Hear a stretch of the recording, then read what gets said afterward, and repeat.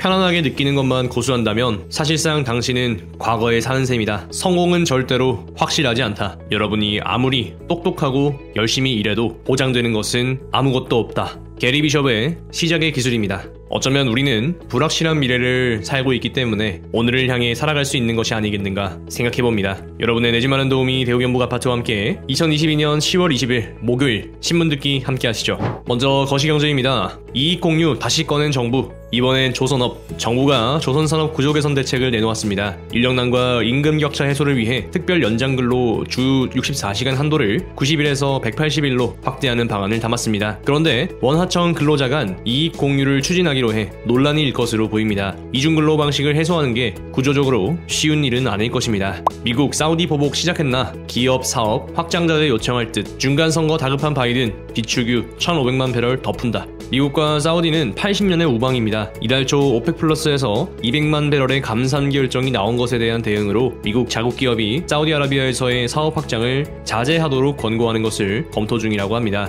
한편 미국이 전략 비축유 1,500만 배럴을 연말까지 방출할 계획입니다. 인플레를 잡고 중간 선거도 잡고자 하는 열망입니다. 무조건 돈 번다. 너도 나도 뛰어들더니 눈물의 폐업.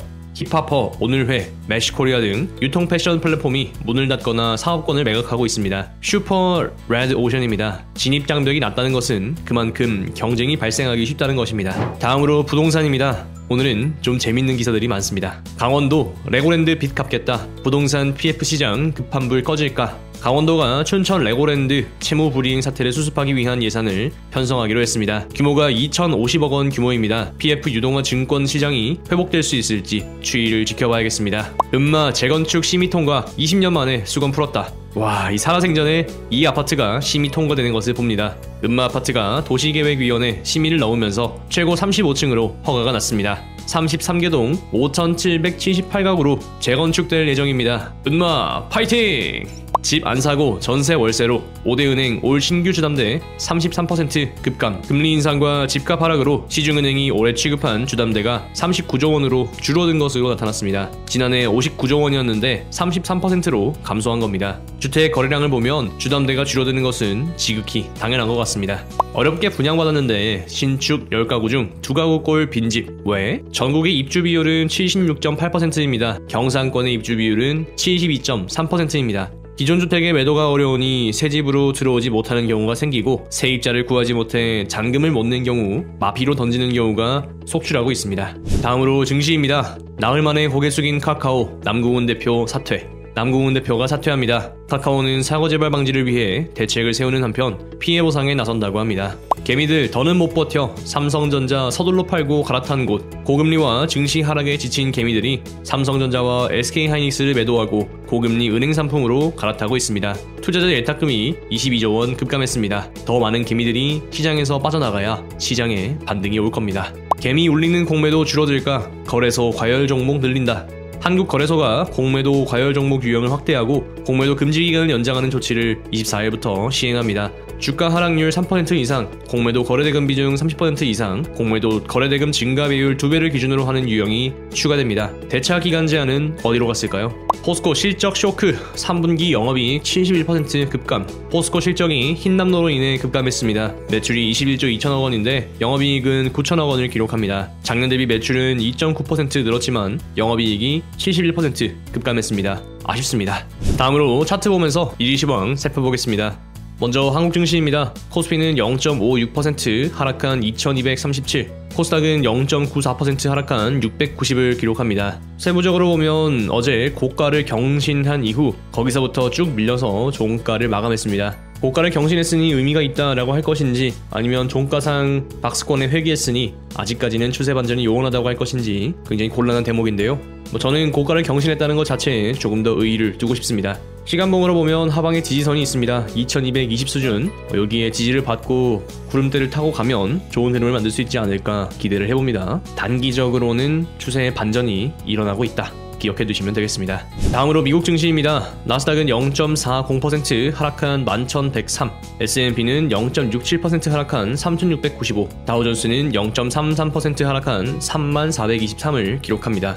이제 여러분들 보이시죠? 이 기준선의 저항을 받고 한 차례 되밀렸다라는 것을 확인하실 수가 있을 겁니다. 기준선이라고 하는 건 추세에서는 상당히 강력하기 때문에 단기적으로 올라간 것이 26일에 이 힘을 한 번에 극복하는 것은 현재의 상황상 쉬운 것은 아닐 것입니다.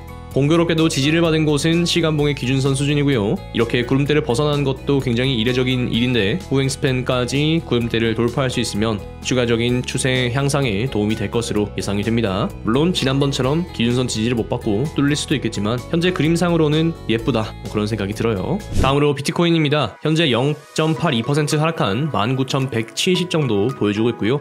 여전히 지지부진한 흐름입니다. 이 박스권의 흐름은 언제쯤 끝이 날지 도무지 이제 짐작이 안 되죠. 이런 수준에서는 전환선과 기준선이 별 의미가 없게 됩니다. 박스권을 탈피하는 그 방향으로 쫓아가는 매매가 필요할 것으로 생각됩니다. 다음으로 원유입니다. 현재 2.69% 상승한 85.85 보여주고 있습니다. 기준선을 뚫고 내려갔다가 다시 되돌리는 모습을 보여주고 있네요. 이렇기 때문에 원유 선물 투자는 상당히 어렵다 이런 생각이 들고요. 저항선이나 지지선 수준에서 매수를 해서 일정 타겟까지 오면 매도하는 방향으로 짧게 가져갈 수밖에 없는 것이 선물 투자여야 하지 않나 생각이 듭니다.